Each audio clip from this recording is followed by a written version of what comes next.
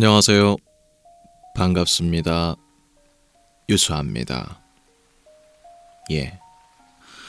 오늘도 제가 돌아왔습니다. 여러분들의 편안한 숙면을 위해서. 오늘은 기괴상식 낭독회입니다. 세상에 널리 알려져 있진 않지만 분명히 사실인 그런 사실들을 알아보는 시간인데요. 오늘은 또 어떤 신박하고 으스스하고 기괴한 상식들이 우리의 단잠을 불러 일으킬지 참으로 기대가 됩니다. 자, 첫 번째 이야기부터 알아보겠습니다. 일부러 틀리게 만든 물건이라고 하는 이야기네요. 일부러 틀리게 만드는 물건이 있을 수가 있나? 보통 물건은 뭐가 잘 되게끔 한다든지 혹은 잘 되지 않더라도 틀리게 만들 일은 웬만하면 없잖아요. 그죠? 근데 일부러 틀리게 만든 물건이 있다고 합니다. 과연 어떤 것일지 지금부터 알아보도록 하겠습니다. 자, 지금 여러분들께서 보고 계시는 이 사이트는 매일경제라고 하는 뉴스 사이트입니다. 여기에 올라와 있는 한 기사가 있네요. 쿼티자판은 느리고 불편한데 왜 표준이 되었을까? 라고 하는 기사입니다. 우리가 사용하고 있는 컴퓨터 영문 자판을 쿼티자판이라고 합니다. 자판의 영문 중에 두 번째 열을 보면은 QWERTY 라고 배열이 되어 있어서 발음상 쿼티자판이라고 부르죠. 쿼티자판은 1873년에 타이핑되는 글쇠가 서로 엉키지 않게 하기 위해서 자주 사용하는 글쇠를 멀리 배치하는 방식으로 개발됐습니다. 타이핑의 편의성보다는 장치의 번거로움을 줄일 목적으로 개발된 것이었죠. 라고 써있는데 이게 무슨 소리냐? 지금은 키보드를 쓰고 있기 때문에 글쇠가 엉킬 일이 없지만 옛날에 타자기였을 때는 이 밑에 있는 글쇠가 잉크를 묻혀서 글자를 탕탕탕 찍는 방식이었잖아. 그래서 자주 쓰는 키들이 한꺼번에 모여 있으면 글쇠가 서로 탁탁 걸리는 일이 있었단 말이에요. 그래서 자주 쓰는 글자들끼리 서로 안 엉키게끔 따로 모아놓은 거라는 거죠. 그렇기 때문에 지금 우리가 쓰고 있는 쿼티자판은 사실 불편한 자판이다. 지금 쓸 이유가 전혀 없다 라고 하는 겁니다. 지금은 글쎄 자체를 쓰질 않으니까요. 하지만 1936년 드보락 워싱턴 대학 교수가 인체공학적 편의를 높인 자판을 개발했습니다.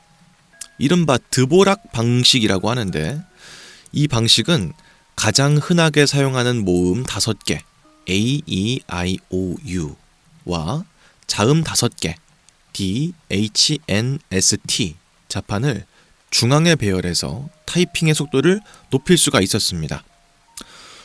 그렇다면은 드보락 배열이 훨씬 더 쉽다는 것인데 왜 여전히 모든 컴퓨터에는 쿼티자판이 사용되는 것일까요? 도대체 기술적으로 열등한 쿼티자판이 어떻게 살아남았을까요? 이는 당시에 많은 타이피스트들이 먼저 나온 쿼티 배열에 익숙해져 있다 보니까 타이핑 기계 회사들도 쿼티 배열을 추종하면서 이 방식이 사실상 업계 표준이 되었기 때문입니다. 즉, 이미 익숙해져 있는 방식을 바꾸는 것이 쉽지 않았기 때문에 쿼티 배열 외에 다른 방식은 통하지 않게 된 것입니다.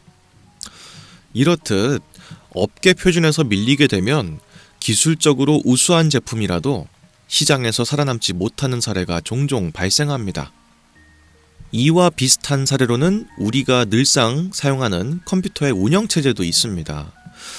보통 우리는 MS 윈도우, 마이크로소프트의 윈도우라는 제품을 많이 사용하고 있는데요.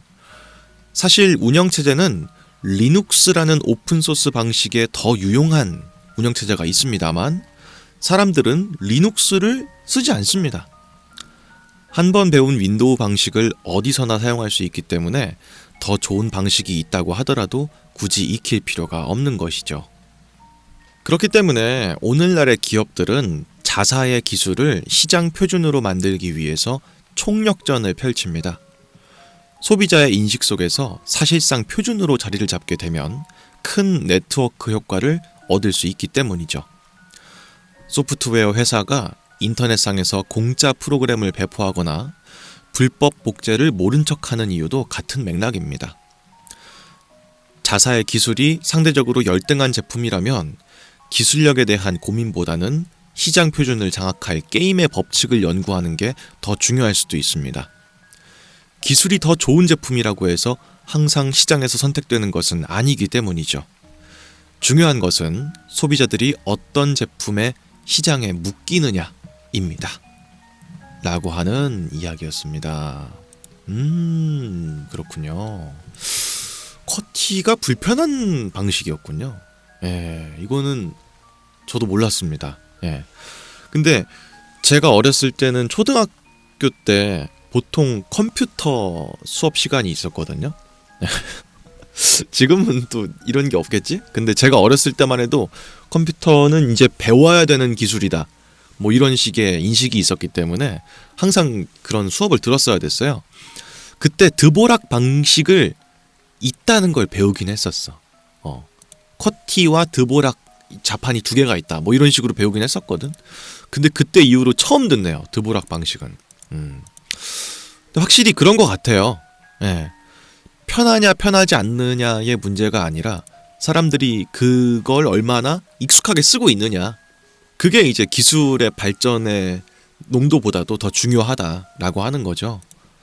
저도 뭐 개인적으로 느끼기에는 정말 그냥 제 개인적인 생각인데, 저는 이제 아이폰을 쓴 지가 꽤 오래됐거든요. 근데 처음에는 안드로이드 폰을 위주로 썼었어요. 그러다가 이제 어느 순간 아이폰으로 넘어가서 쭉 아이폰을 쓰고 있는데, 이 어렵다고 하는 사람들이 있지만 저는 개인적으로 아이폰만큼 쉬운 휴대폰이 또 있나 하는 생각이 들어. 그래서 사실 좀 이런 기계에 익숙하지 않고 연령대가 좀 있으신 분들은 아이폰을 쓰는 게 좋다고 생각하거든, 저는 개인적으로. 근데 부모님 세대들 대부분은 다 갤럭시를 쓰시잖아요. 그게 참, 이렇게 말하면 좀 그런데 좀 안타까울 때가 있어요. 내가 봤을 때는 갤럭시가 더 복잡하거든. 갤럭시를 통해서 뭘 막 루팅을 해가지고 휴대폰 막 꾸미고 이럴 분들은 갤럭시가 낫겠지. 근데 그 보통 우리 부모님 세대들은 다 그런 거 안 하잖아. 그래서 아이폰을 쓰셨으면 좋겠다는 생각을 하는데, 우리 부모님도 뭐 시도를 안 해본 건 아닌데 영 힘들어 하시더라고요. 그래서 한 번 이내 박힌 것을 쉽게 바꾸는 게 어렵다라고 하는 거죠. 뭐 저도 뭐 맥북이 있는데 맥북을 거의 안 써요. 윈도우에 너무 익숙해져가지고 갑자기 바꾸는 게 힘들더라고요. 뭐 그런 느낌이겠죠. 여튼간에 일부러 틀리게 만든 자판이 쿼티다라고 하는 오늘의 첫 번째 신박한 상식이었습니다. 다음 두 번째 이야기도 있습니다. 두 번째 이야기는 바로 이것입니다. 근거 없는 믿음이라고 하는 이야기네요. 근거 없는 믿음, 뭐 근거 없는 자신감, 뭐 이런 거겠죠? 마땅한 이유가 없는데 사람들이 왠지 이제 마음이 가고, 뭐 이런 게 근거 없는 믿음이 아닐까 하는데, 그런 게 있나? 글쎄요. 저는 개인적으로 팩트 위주인 것들 위주로만 이렇게 마음이 좀 가지, 근거 없는 거에 믿음이 막 가진 않거든요. 과연 어떤 거에 대한 이야기인지 지금부터 알아보도록 하겠습니다. 자, 지금 여러분들께서 보고 계시는 이 사이트는 위키피디아 영문 문서입니다. 여기에 Rhyme as Reason Effect 라고 하는 문서가 있습니다. 이게 한글로 번역하기가 좀 힘든데, 굳이 번역하면은 운율 효과라고 할 수 있을 것 같아요. 이게 뭐냐면은 격언이나 잠언 같은 짧지만 함축적인 글귀들의 경우에는 운율을 이루고 있을 때 독자들로 하여금 더 진실되거나 정확한 내용이라고 인지 편향을 만드는 효과라고 합니다. 약간 소개만 들어도 좀 어려운 말인 것 같은데, 조금 쉽게 풀어보면은 이런 말입니다. 우리가 흔히 쓰는 말 중에서 가는 말이 고와야 오는 말이 곱다 라든지, 혹은 농구는 신장이 아니라 심장으로 하는 것이다 라든지, 가장 단순한 것이 가장 위대하다 같은 굉장히 짧은데 우리 마음에 확 와닿는 그런 글귀들이 있잖아요. 이런 글귀들은 공통점이 있습니다. 반복되는 단어나 혹은 반복되는 문장 구조를 취함으로써 읽기 쉽고 기억되기 쉽다는 특징들인데, 이렇게 특징적인 운율이 강조된 문장들은 그 내용이 사실이든 아니든 사람들이 더 쉽게 진실된 문장이다 라고 믿는 경향이 있다는 겁니다. 이러한 특징은 크게 두 가지에 기대는 부분이 있습니다. 첫 번째는 키츠 휴리스틱스라고 하는 거고, 두 번째는 플루언시 휴리스틱스라고 하는 건데, 이게 둘 다 우리말로 바꾸기가 되게 애매한 것 같아요. 그래서 굳이 제가 좀 이렇게 좀 우리나라 말로 편하게 바꿔보면은 미학성, 유창성 두 가지인 것 같아요. 그러니까 구문 자체가 가지고 있는 완성도, 구조의 미학적인 완결성이 사람들로 하여금 진실되게 느껴진다라고 하는 건데, 아름다운 것은 곧 옳다, 정의에 가깝다라고 하는 어떤 미학주의라는 것이 사람들의 뇌 속에 이제 무의식적으로 작용을 한다라고 하는 거죠. 이 키츠 휴리스틱스라고 하는 거는 영국의 낭만주의 시인이었던 존 키츠 있죠? 존 키츠의 이름을 따서 이렇게 부르게 되는 건데요. 존 키츠의 대표적인 시가 있습니다. 우리나라 말로는 그리스 자기에 붙이는 노래라고 하는 시인데, 거기에 아름다움은 진리요, 진리는 곧 아름다움이다 라고 하는 문장이 있습니다. 사실 방금 읽은 그 문장은 논리적인 타당성이 없거든요. 그냥 이제 같은 명사가 배치만 바뀐 채로 두 번 반복되는 회문입니다. 회문. 근데 그럼에도 불구하고 사람들은 운율이 전혀 없는 문장보다도 방금 읽은 것처럼 미적 감각을 자극하는 운율성이 포함된 글귀를 더 선호하고 더 신뢰한다 라고 하는 겁니다. 운율이 문장의 통일성과 일관성을 부여하기 때문에 특정적 문장이 옳다 혹은 기억에 잘 남는다, 이런 식으로 사람들이 믿는다는 거죠. 다음 두 번째는 유창성입니다. 사람들이 특정 구문을 읽을 때 얼마나 이해하기 쉽고 얼마나 이해하는데 더 적은 시간이 걸리는가에 따라서 더 높은 가치를 부과하기도 한다라는 건데요. 이런 점에서는 운율이 있는 구문이 일반적인 문장보다 더 읽기가 편하고 이해가 잘 되네. 그렇다 보니까 정보에 대한 처리가 빠르게 될 수밖에 없습니다. 일반적으로 사람들은 처리하기 어려운 자극은 심리적으로 더 멀게 느껴지고 더 추상적인 것 같다, 이런 식으로 느끼는데, 방금 읽었던 문장같이 되게 운율감이 살아있고 기억되기 쉬운 것들은 사람들의 뇌리에 더 쉽고 신뢰감이 있는 문장이다 라고 기억될 수 있다 라고 하는 거죠.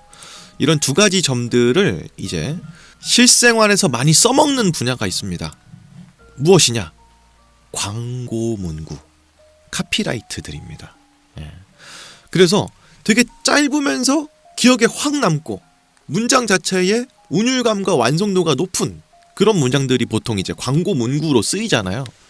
그런 게 전부 다 사람들이 읽었을 때 무의식적으로 이해가 되면서 브랜드에 대한 설득력을 은근하게 갖추기 위해서 쓰는 전략이다 라고 하는 글이네요. 맞는 것 같아. 맞는 것 같아. 그러니까 가는 말이 고와야 오는 말이 곱다, 뭐 이런 게 잠언 같은 말이죠. 되게 좋은 말이고 그렇게 하면 좋겠다 이런 생각이 퍼뜩 들기도 하는 설득력이 있는 문장이지만, 사실 꼭 그렇진 않을 수도 있거든요. 내가 옳게 말한다고 해서 옳은 말이 돌아오는 건 아니잖아.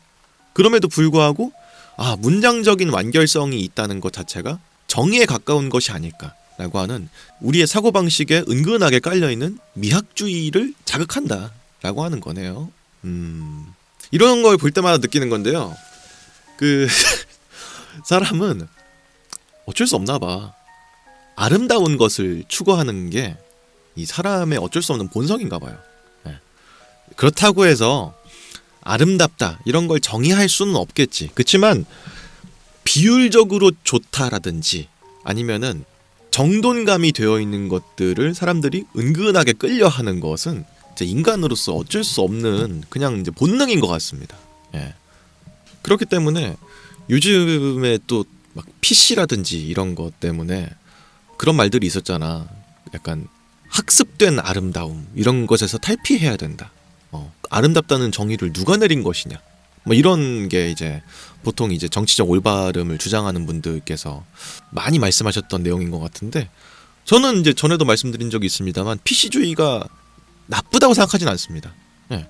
되게 좋은 말이에요. 그리고 사람을 겉모습으로 판단하면 안 된다라고 하는 건 되게 좋은 그거지.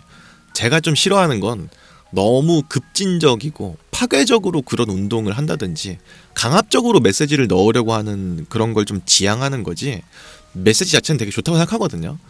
근데 난 좀 반문이 드는 게, 어렸을 때 미에 대한 그런 것을 학습되지 않았을 때도 애들은 예쁘고 잘생긴 거 좋아해. 그리고 동물들도 마찬가지.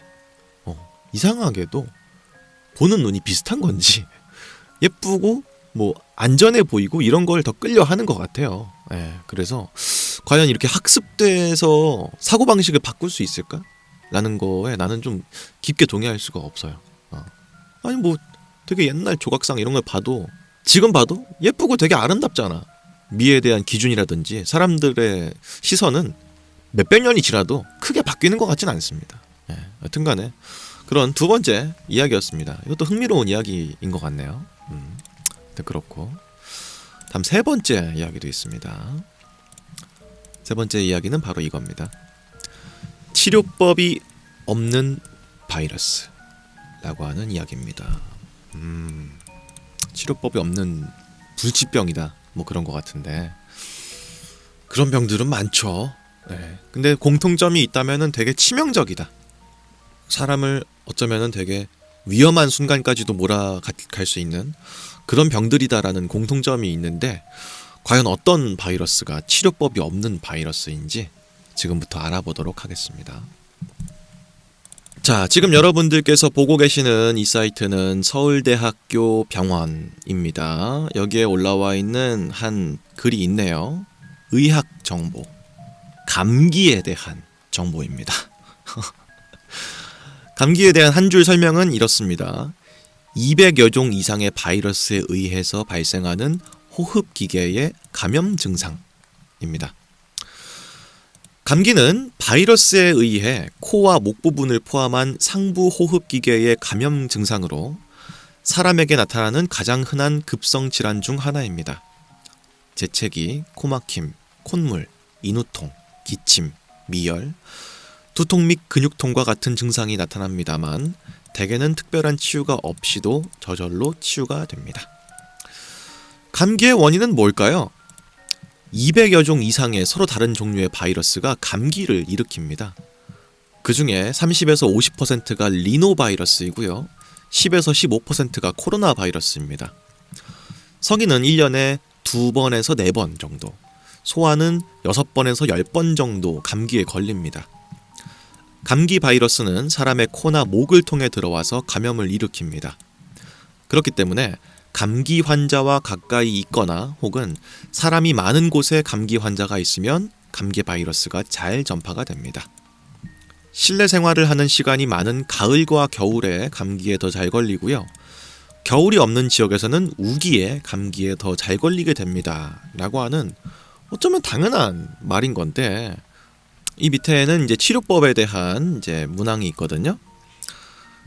특이적인 치료법은 없다. 세균에 의한 2차 감염을 방지할 목적으로 항생제를 일률적으로 사용하는 것은 추천되지 않는다. 중이염, 폐렴, 부비동염 등 세균성으로 증명된 경우에만 항생제를 사용하도록 한다. 또한 진해제, 거담제, 항히스타민제가 감기에 효과가 있다는 증거는 없으며 소아에게는 오히려 해가 될 수도 있다 라고도 써 있습니다. 감기는 그렇기 때문에 치료법이 없다. 병원에 가서 감기약을 받는 것은 사실상 감기를 낫게 해주는 게 아니다. 그냥 가래가 많이 끓거나 콧물이 많이 발생하는 것을 좀 억제해주거나 혹은 뭐 항생제 같은 것들을 받아오는 것일 뿐 감기 자체를 낫게 해주는 건 아니다 라고 하는 거죠. 사실 이게 감기가 그렇게까지 우리가 심각하게 받아들이지 않는 바이러스다 보니까 당연한 거 아니야? 이렇게 생각할 수 있는데, 지금 생각해보면은 어떻게 보면 암도 치유가 되는 경우들이 있고 혹은 더 많은 심한 중병들도 치료법들이 나오고 있는데 감기만큼은 지금까지도 치료법이 없다는 겁니다. 예. 그 이유는 앞서 말했던 것처럼 단순한 바이러스가 아니라 200여 종 이상의 바이러스가 서로 혼합되면서 발생하는 그런 질병이기 때문에 쉽게 치료법을 만들 수가 없다라고 하는 거죠.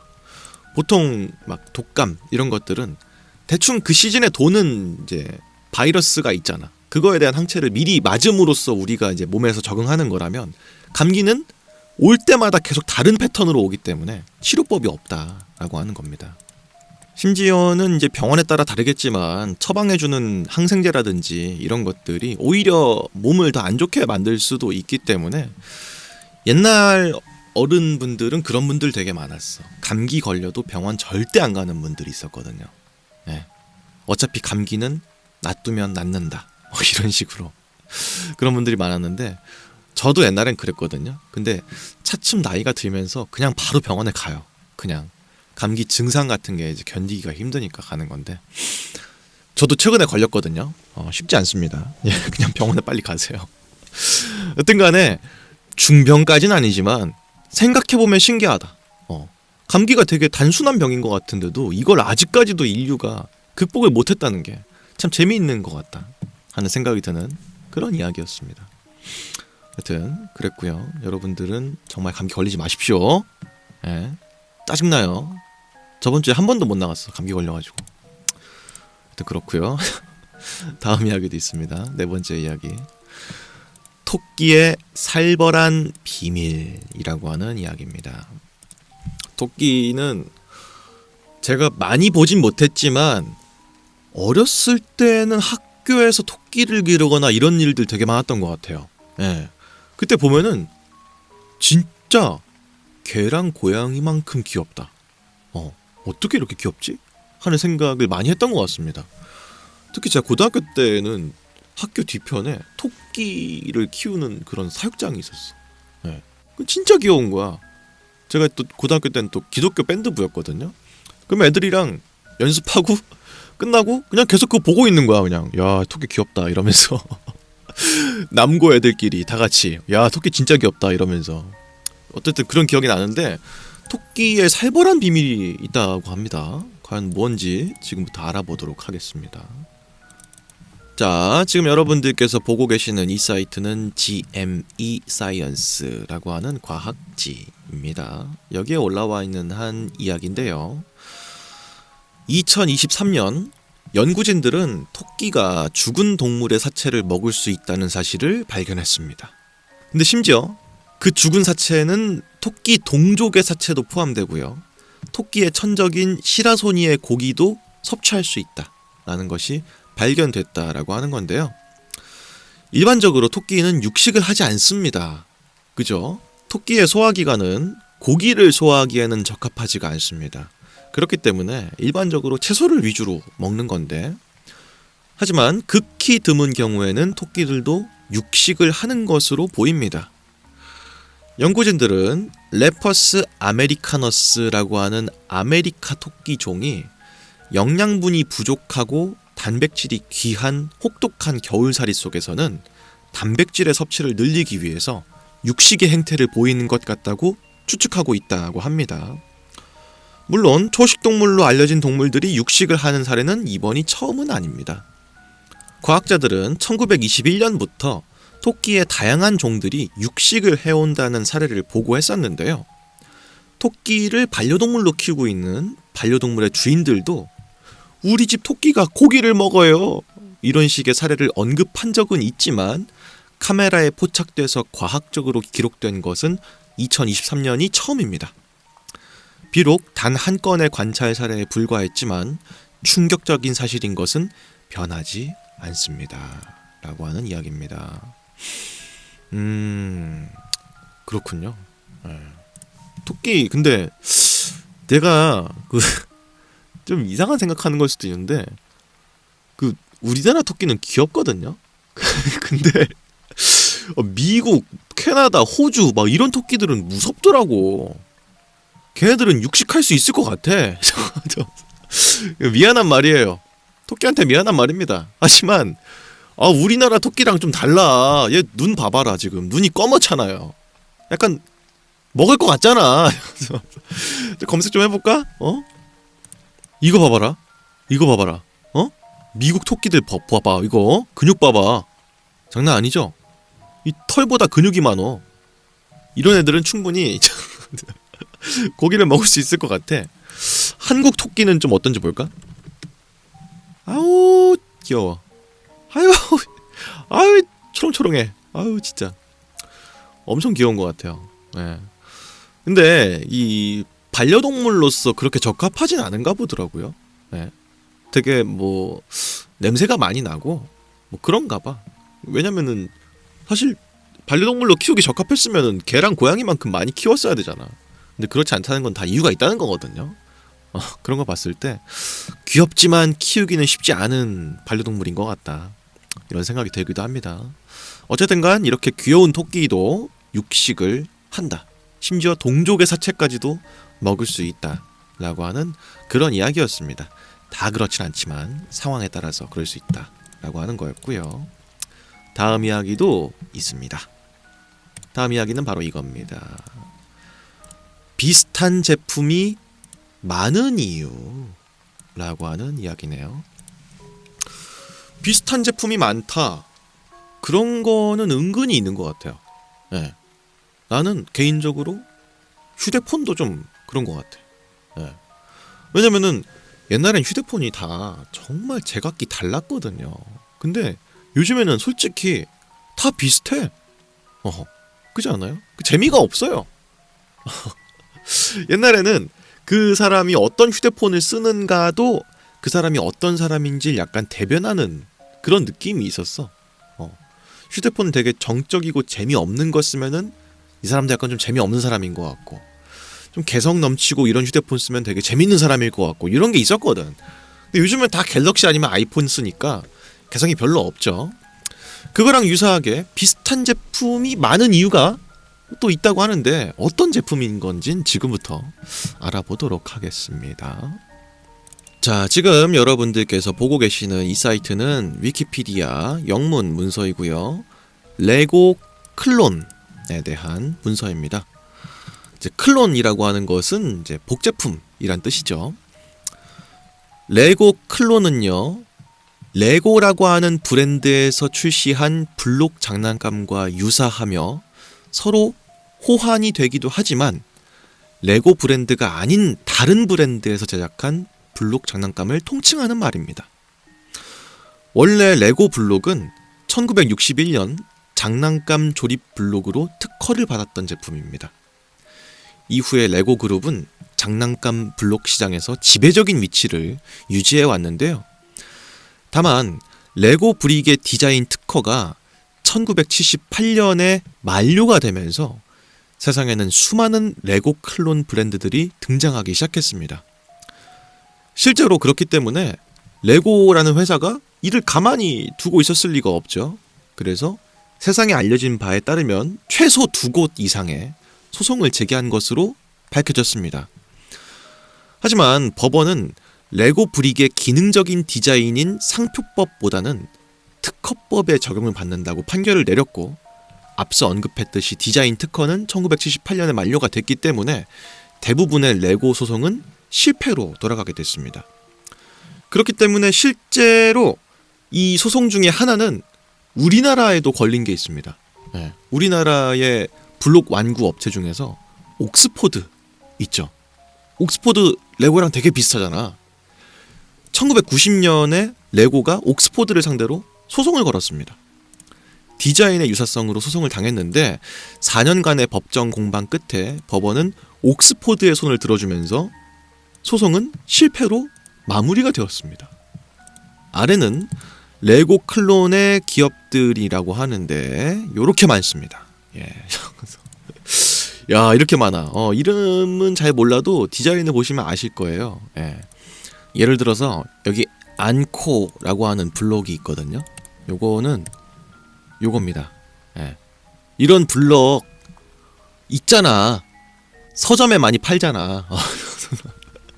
이런 것들도 전부 레고 클론의 일종이라고 볼 수 있는데, 유사하지만 이미 특허가 끝난 이제 그런 블럭이기 때문에 실제로 레고에서도 태클을 걸 수가 없었다라고 하는 거고, 뭐 제일 유명한 거는 아무래도 우리나라의 옥스포드지 않을까 하는 생각이 들기도 하는데, 요거는 진짜 어렸을 때는 진짜 느꼈던 게 약간 이래도 되나? 그치 않아요? 나만 그랬어? 어렸을 때는 레고 많이 갖고 놀잖아. 저도 어렸을 때 레고 갖고 놀았거든요. 근데 어떤 집들은 옥스포드만 가지고 있는 애들이 있었어. 근데 이 옥스포드가 조금 더 쌌거든요, 레고보다. 근데 옥스포드가 재밌는 게 많았지. 보통 이제 막 군대, 뭐 총 들고 있고 막 이런 게 많았으니까. 근데 어린 마음에 보기에도 이거 레고 그거 아닌가? 유사한데 너무? 이런 생각이 들었는데, 실제로 디자인 특허법에서도 법원이 옥스포드에 손을 들어줬다라고 하는 거죠. 그래서 의외로 법원에서 인정받은 그런 이제 완구 회사다, 이런 겁니다. 근데 딴 건 잘 모르겠는데 이 사람 디자인 이거는 좀 레고 이거 좀 할 말이 많을 것 같아. 이거는 딴 건 모르겠는데 이건 너무 비슷하지 않아요? 예. 그렇지만 법적으로는 문제가 없다라고 하는 거네요. 문제가 없다고 하니까 제가 뭐라고 할 건 아니죠. 예. 근데 어린 마음에도 너무 비슷하지 않나 하는 생각을 옛날에 한 적이 있었다라고 하는 그런 이야기를 말씀드리고 싶고요. 다음 이야기도 있습니다. 다음 이야기는 바로 이겁니다. 일본에서 쓰레기통을 찾기 힘든 이유라고 하는 이야기입니다. 이거는 정말 공감돼요. 이건 심지어 일본 분들도 공감하실걸요. 예. 그래서 뭘 사 먹기가 좀 그래. 예. 뭐 일회용품에 담아가지고 사 먹는 것까진 좋은데 버릴 데가 없어. 버릴 데가. 예. 저희 형이 일본에 살고 있거든요. 저희 형도 마찬가지예요. 이거를 쓰레기를 여름에 가끔 제가 간단 말이에요. 그러면 이제 음료수 같은 거 마시잖아. 이거를 집에 들어갈 때까지 들고 다녀야 돼. 보통 그래서 가방에 들고 다니거든요, 쓰레기통 같은 거를. 그런 느낌으로 왜 그렇게 없나 하는 생각이 드는데, 드디어 오늘 그 이유를 알 수가 있을 것 같습니다. 왜 일본에 쓰레기통이 그렇게 없었나 지금부터 알아보도록 하죠. 지금 여러분들께서 보고 계시는 이 사이트는 인턴십 인 재팬이라고 하는 사이트네요. 일본과 연관되어 있는 것들이 많이 올라오는 그런 사이트인데, 여기에 이런 글이 있습니다. 왜 이렇게 일본에서는 공공 쓰레기통을 찾기가 힘든 것일까? 라고 하는 이야기인데요. 지금부터 알아보겠습니다. 일본을 여행해 보신 분들이라면 공감하실 수도 있을 겁니다. 길거리에 쓰레기통이 너무 적다는 건데요. 청결과 공공질서를 그렇게 강조하는 나라에서 어떻게 길거리에 쓰레기통이 이렇게나 없을 수가 있을까요? 여기에는 숨겨진 이유가 있습니다. 먼저 근본적인 첫 번째 이유, 일본 문화의 특성 그 자체 때문입니다. 일본은 개인주의가 강한 나라입니다. 그렇기 때문에 자신이 만든 쓰레기는 자기가 직접 처리해야 한다라는 사회적인 인식이 있다는 거죠. 쓰레기의 공공장소 투기를 억제하고 청결을 장려하는 강력한 사회적 규범에서 이러한 인식들이 유발되기 때문에 공공장소는 내 쓰레기를 버릴 공간이 아니다 라는 통념이 사회적으로 작용을 하고 있기 때문에 쓰레기통이 적다라는 게 첫 번째 이유고요. 두 번째는요, 쓰레기의 분리 배출 시스템에 있습니다. 일본은 세계에서 가장 세분화된 분리 배출 시스템을 갖추고 있습니다. 같은 종이라고 할지라도 화장지, 케이크 포장지, 필기용지 등등 그 부류에 따라서 분리 배출을 다르게 해야 합니다. 게다가 그렇게 분리된 쓰레기들을 요일별로 다르게 버리기도 하죠. 이런 세밀한 분류 체계로 인해서 분리 배출을 제대로 하지 않는 사람들이 그들의 쓰레기를 공공 쓰레기통에 버리는 선택을 할 확률이 존재합니다. 이는 곧 관리 비용의 증가로 이어질 수가 있겠죠. 따라서 자신이 만든 쓰레기는 자신의 가정에서 직접 분리 배출을 장려하는 일본의 폐기물 관련 시스템의 한 일종이라고 할 수 있습니다. 일부러 쓰레기통을 많이 안 놓는다는 거죠. 다음 세 번째 이유도 있는데요. 요게 은근 클 수도 있습니다. 예. 세 번째는 1995년에 발생한 살인가스 사건과 연관이 있습니다. 모르실 분들은 모르실 수도 있는데 이제 일본의 오음진리교라고 하는 이제 종교 집단이 있었어요. 사이비 종교 집단인데 그게 1995년에 살인가스라고 하는 화학물질 테러를 한 적이 있어. 그 집단이. 우리가 익히 타고 다녔던 동경 지하철에다가 살인가스를 풀어버린 거야. 그래서 정말 많은 사람들이 죽기도 하고 다치기도 한 그런 사건이거든요. 무라카미 하루키가 그걸 주제로 책을 쓴 적도 있어요.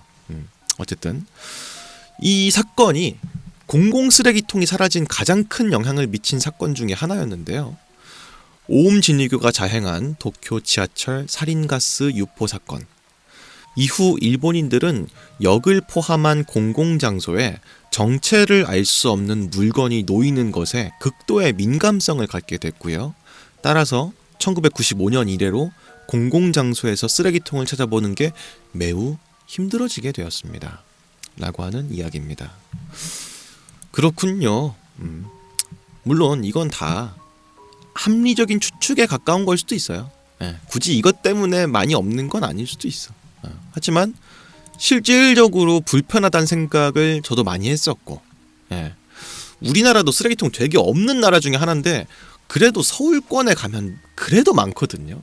역에 많이 있고 역 근처 쓰레기통에 이제 버릴 때가 많이 있고 한데 일본은 정말 없는 것 같아요. 난감하다 싶을 정도로 없을 때가 되게 많아. 그래서 그나마 많은 곳이 자판기. 예, 일본에 자판기가 많잖아요. 자판기의 아래쪽에 보통 다 마신 페트병이나 캔을 넣을 수 있는 공간이 있는 경우가 많거든요. 그 쓰레기통 말고는 진짜 내가 쓰레기통을 정말 본 적이 별로 없어. 근데 이게 이런 이유들 때문에 그럴 수도 있다라고 하는 이야기네요. 되게 별거 아닌 이유일 거라 생각했는데 공공장소에서 발생했던 테러에 대한 이제 PTSD가 남아서 그 이후부터 공공 쓰레기통을 찾아보는 게 눈에 띄게 힘들어졌다라고 하는 그런 이제 흥미로운 이야기였습니다. 참 정말이지 이게 다들 착한 사람들밖에 없는 것 같다는 생각을 많이 하는데도 가끔가다 그런 사건들 벌어지는 거 보면은 이렇게 맘 놓고만 살 수 있는 곳은 또 아니다 이런 생각이 들기도 하거든요. 하여튼간에 그런 조금 씁쓸해지는 이야기였고요. 이어서 다음 이야기도 준비가 되어 있습니다. 다음 이야기는 바로 이것입니다. 범인은 게임이라고 하는 이야기네요. 범인은 게임이다. 게임이 뭘 했나 보다. 그죠? 어떻게 게임이 범인일 수가 있어. 되게 좀 어떤 이야기일지 대충 예상이 되긴 하는데 같이 한번 어떤 이야기인지 알아보도록 하겠습니다. 자, 지금 여러분들께서 보고 계시는 이 사이트는 National Library of Medicine이라고 하는 미국의 공인 의료 정보들이 많이 올라오는 사이트입니다. 여기에 올라와 있는 한 글이 있는데요. 인터넷 게임 중독, 줄여서 IGD는요, 최근에 새롭게 대두되고 있는 문제 중에 하나입니다. 이 주제에 대한 체계적이고 과학적인 연구는 아직까지 이루어지지 않았는데요. 1982년부터 2021년 사이에 인터넷 게임 중독으로 인한 사망은 총 24건으로 확인됐습니다. 희생자 중에 23명은 남성이었고 연령은 전부 11세에서 40세 사이였습니다. 사례 중에 절반 이상은 동남아시아에서 발생했고요. 12건은 PC방 같은 게임 전문 사업장에서 발생했습니다. 게이머들은 보통 액션이 강한 멀티플레이어 게임을 즐긴 것으로 보고가 되고 있고요. 18건의 경우에는 사망 직전까지도 하루 혹은 며칠 연속으로 거쳐서 게임을 플레이한 것으로 알려져 있습니다. 이들은 전부 휴식 기간을 갖지 않고 연이어서 게임을 했다는 공통점을 갖고 있습니다. 이들의 사망 원인 중에 5건의 경우에는 폐색전증, 2건은 뇌출혈이었고요. 나머지는 대부분 부정맥인 것으로 추정이 되고 있습니다. 장시간 앉아있는 자세와 탈수 증세는 혈전색전증을 유발할 수 있습니다. 또한 게임 중에 급격한 혈압 상승은 뇌출혈을 촉진시킬 수도 있고요. 만성 수면 부족과 피로, 스트레스 등 여러 요인이 자율신경 기능 장애와 치명적인 부정맥으로 이어질 수 있다는 것이 의사들의 중론입니다. 라고 하는 이야기입니다. 그래서 보시면은 아까 말씀드렸던 이제 24건의 사망 사례들이 전부 적혀 있거든요. 이 중에는 우리나라도 포함되어 있습니다. 2건 정도. 예. 한 분은 스타크래프트를 하다가 돌아가셨네. 다른 한 분은 확실치 않습니다. 게임이 어떤 건지는 확실치 않고.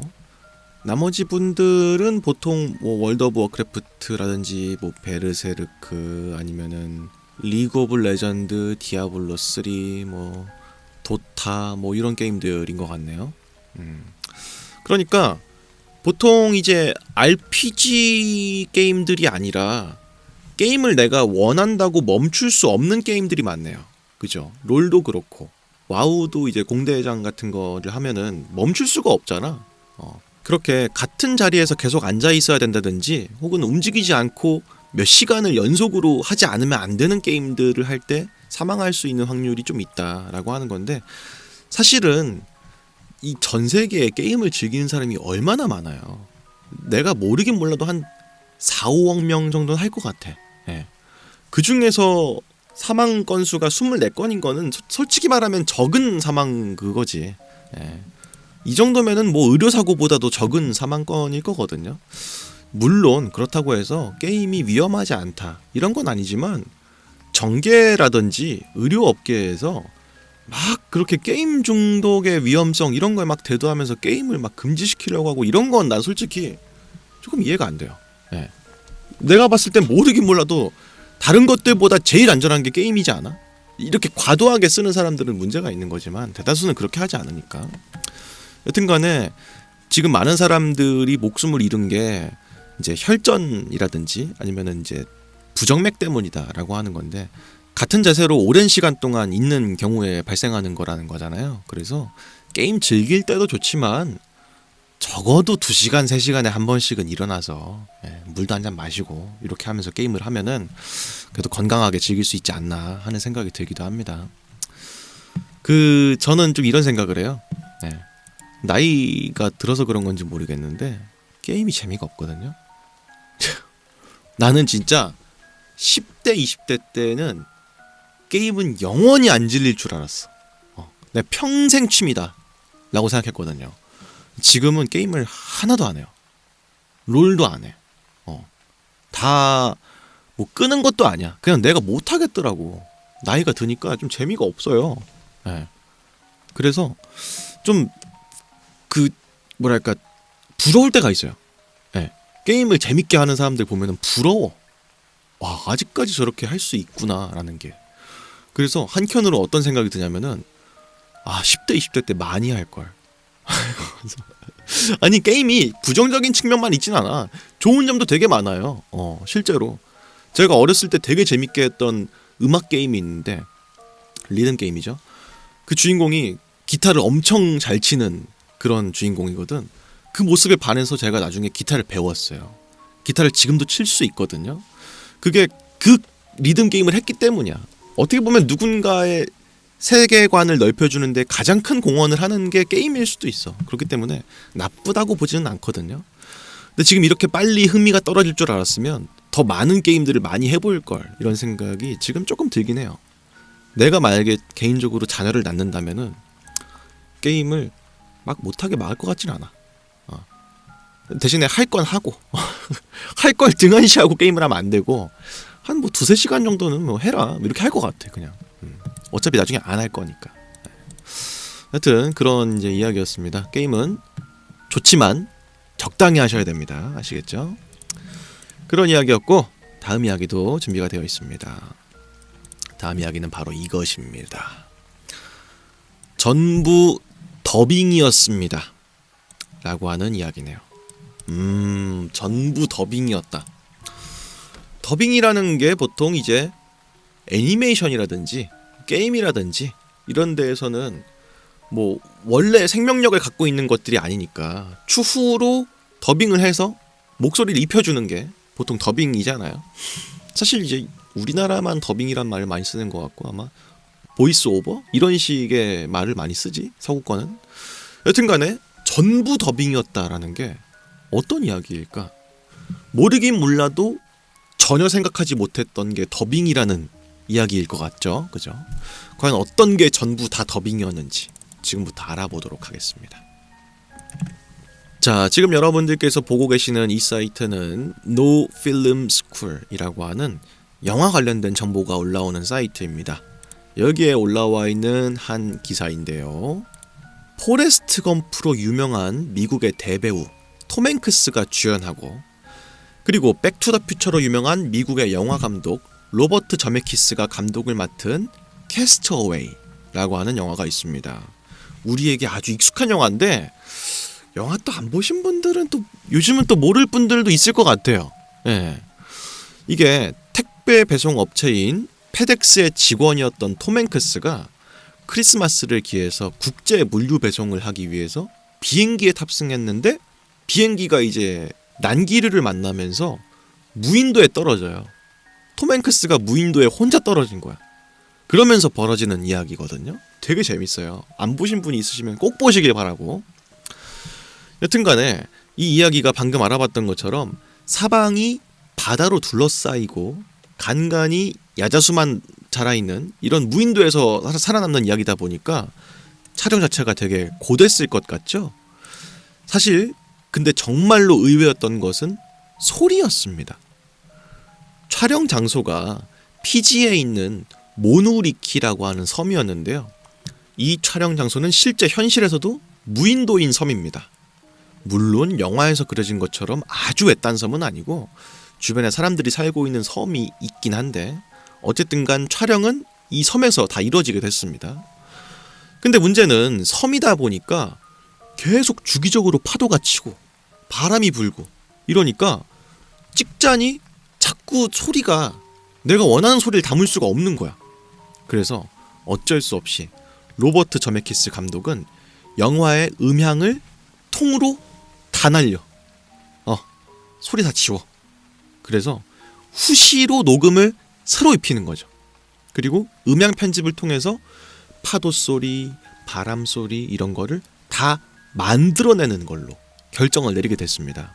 그래서 영화에서 톰 행크스가 모래의 사장을 거닐면서 나는 소리라든지 모든 신음소리, 뭐 숨소리, 삐걱거리는 소리, 파도 소리, 심지어는 윌슨이라고 외치는 그 모든 소리들이 전부 현장에서 녹음된 게 아니라 재녹음돼서 편집한 소리라고 합니다. 그래서 어떤 장면들에서는 20종 이상의 소리를 합성한 거라고 하네요. 예. 파도 소리, 바람 부는 소리, 모 소리 다 합쳐가지고 한 20개의 소리를 한꺼번에 실었다라고 하는 그런 이야기입니다.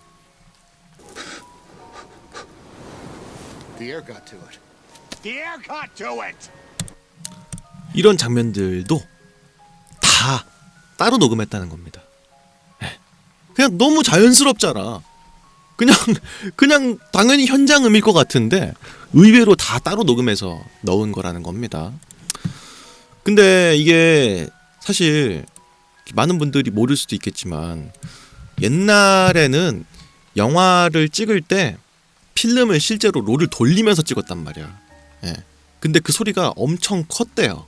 차카차카차카차카차 이렇게 돌아가는 소리가 너무 커서 배우들이 연기하는 소리랑 이게 겹쳐버리니까 녹음을 따로 따서 넣는 게 되게 흔했다고 합니다. 그걸 이제 후시 녹음이라고 하죠. 그래서 초창기 때의 성우분들을 보시면은 보통 연예인도 하시면서 성우도 같이 겸하는 분들이 되게 많았거든요. 뭐 돌아가신 뭐 이순재 선생님이라든지 뭐 남은희 선생님이라든지 이런 분들도 과거엔 다 성우로도 활동을 하셨던 분들이다 보니까 그게 어떻게 그게 가능했지? 되게 다재다능하시다 이런 생각하실 수도 있겠지만 그 당시에는 어떻게 보면은 기본 덕목이었던 거야. 더빙도 할 수 있어야 되는 게 연기자로서의 기본 덕목이었던 거죠. 그것도 있고 지금도 영화 촬영을 할 때 마이크의 목소리가 잘 들어가지 않는 경우들이 있거나 하면은 따로 후시 녹음하는 건 아주 흔한 일이에요. 네. 그래서 그 유명한 거 있잖아. 영화 신세계에서 그 이중구가 거 죽기 딱 좋은 날씨네. 야 거기 누구 담배 있으면 하나만 줘봐라. 이거 하는 거가 다 후시 녹음이었다는 말이 있잖아. 마찬가지죠. 바람이 너무 많이 불고 녹음 환경이 좋지 않으면은 따로 녹음을 따는 겁니다. 그래서 녹음을 따로 따서 합성하는 게 그렇게 드문 일은 아니야. 근데 이렇게 모든 장면의 소리를 다 따로 만드는 건 아주 흔한 일이 아니죠. 예. 근데 이게 의외로 이게 많이 그럴 수밖에 없는 게 저도 이제 단편 영화 촬영 같은 거를 해봤었으니까 아는 사실이지만 어떤 특정적인 장면을 촬영할 때요 단순히 그냥 촬영하고 찍 끝 이렇게 넘어가는 게 아니고요 보통 그 환경음을 따요. 예. 화이트 노이즈를 따로 녹음을 해요. 예. 왜냐면은 영화는 롱 테이크로 쭉 보여주는 게 아니라 컷 잘라서 붙이는 거잖아. 그러니까 그런 배경음이 끊어지게 들리면은 되게 이상할 수 있기 때문에 실제로 화이트 노이즈를 한번 길게 따. 한 뭐 10분, 20분 길게 따놔. 그 다음에 편집할 때 그런 화이트 노이즈를 쭉 까는 경우들도 있어요. 그게 의외로 보는 사람, 듣는 사람들은 그냥 지나가는 거지만 생각보다 그런 부분들이 미비하면은 들었을 때나 봤을 때 되게 이상하게 들릴 때들이 있어. 그렇기 때문에 이게 되게 말도 안 된다 라고 생각할 수 있겠지만 만드는 사람 입장에서는 충분히 공감이 돼요. 그럴 수 있겠다 하는 생각이 듭니다. 그리고 뭐 다른 것도 다른 거지만 우리가 일상적으로 생각할 때 들리는 반향음이라든지 이런 것들이 항상 익숙하게 듣고 와서 잘 모르는 거지만 이런 전문적인 방음이 되어 있는 장소에서 고품질의 마이크로 녹음하면은 소리가 진짜 명확하게 들리거든요. 동시에 그거의 원음을 들으면 되게 이상해요. 그러니까 뭔가 잘려있는 소리 같다는 생각이 들 때가 되게 많아. 부자연스럽다. 그런 부자연스러움을 없애기 위해서라도 화이트 노이즈를 넣는 경우들도 있어. 이 영상에서도 모르실 수도 있겠지만 빗소리가 깔려 있거든요. 네. 이 한 1년 넘었어요. 이 영상에다 빗소리 넣는 거. 그냥 마이크 소리만 들어가면 되게 이상할 수 있어서 빗소리가 깔려 있습니다. 그렇기 때문에 이거는 영상물을 제작하는 사람 입장에서는 이상한 일은 아니다. 그럴 수 있겠다 충분히. 하지만 경이로운 일이죠. 모든 사운드를 다 후시로 만들었다는 건. 어쨌든 그런 재미있는 이야기였습니다. 참 대단하네요. 저 진짜 토 나오는 일이었을 텐데. 음향 감독한테 상 줘야 됩니다. 저 정도면은. 여튼 그런 이야기였고 다음 이야기도 있습니다. 다음 이야기가 오늘의 마지막 이야기입니다. 간판 속에 숨어서 산 사람이라는 이야기네요. 간판 속에서 어떻게 숨어 살지? 그죠? 간판은 이게 좀 안에가 좀 비치지 않나? 그래서 여기에 사람이 살 수 있나 하는 생각이 드는데 과연 어떤 이야기인지 지금부터 알아보도록 하겠습니다. 자, 지금 여러분들께서 보고 계시는 이 사이트는 글로벌 뉴스라고 하는 캐나다의 뉴스 사이트입니다. 여기에 올라와 있는 한 기사인데요. 미국 미시건주의 한 식료품점의 간판 속에서 1년간 생활을 해온 여성이 발견됐습니다. 이 사건은 미들랜드에 있는 패밀리 페어 매장 지붕에서 작업을 하고 있던 한 공사업자가 간판 뒤쪽 문으로 연결된 연장 코드가 있는 것이 이상하다 생각해서 덜미가 잡히게 됐는데요. 신고를 받고 출동한 경찰은 간판의 문을 열자 34세의 여성이 간판 속에서 살고 있다는 사실을 알게 되었습니다. 그러니까 이게 우리가 흔히 알고 있는 그 간판이 아니고 사진에서 보시는 것처럼 약간 루프탑에 조그만한 공간을 이렇게 아마 뭐 창고 겸 뭐 이런저런 것들이 있는 공간을 간판으로 쓰고 있는 곳이 있었는데 여기 안에서 살고 있는 사람이 있었다라고 하는 그런 이야기네요. 여튼 더 볼게요. 경찰은 무단 점거 및 불법 거주임을 여성에게 알렸고요. 여성은 24시간 이내로 떠나겠다라는 의사를 내비쳤고 순순히 경찰의 말에 협조를 했습니다. AP통신에 따르면 인터뷰에서 해당 경찰관은 여성이 3.7제곱미터의 크기, 1평이 조금 넘는 크기입니다. 여기서 아주 안락하게 살고 있었다고 설명했습니다. 바닥에는 마룻바닥이 깔려 있었고 작은 책상도 있었고 옷가지들과 커피 머신, 프린터기와 컴퓨터 등등등 일상적인 집에 있을 법한 물건들로 가득했다라고 덧붙였고요. 여성의 신원은 밝혀지지 않았지만 매우 협조적이었고 실제로 자발적으로 장소를 떠났기 때문에 어떠한 범죄 혐의로도 기소가 되지 않고 사건은 종결되게 되었다고 합니다. 취조의 과정 속에서 그녀가 1년간 해당 간판 속에서 생활해왔다는 것이 드러났는데 어떻게 그 지붕에 매일같이 올라갈 수 있었는지는 끝끝내 밝혀내지 못했습니다. 시민들은 그녀가 가끔씩 그녀가 거취하던 식료품점 인근에서 모습을 보인 것은 기억하지만 그냥 그 뒤로 사라지는 것만 알고 지붕 위로 올라간 것은 전혀 생각을 못했다라고도 덧붙였다고 하네요. 그렇군요. 이게 참 웃긴 이야기이기도 하고 슬픈 이야기인 것 같기도 해요. 왜냐면은 얼마나 살 곳이 마땅치 않으면 저길 가서 살았겠어. 물론 이제 뭐 커피 머신도 있었고 컴퓨터도 있었고 옷들도 있었고 이런 거 보면은 그렇게 기구하게 살았을 것 같진 않거든? 사람답게 살았을 것 같아요. 근데 그런 사람이 어쩌다가 저길 가게 됐겠냐 이걸 생각해 보면은 미국도 참 살기 힘든 나라다 이런 생각이 들기도 합니다. 뭐가 됐든 간 되게 위험할 수도 있는 곳이고 범죄가 벌어졌어도 모를 일인 거잖아요.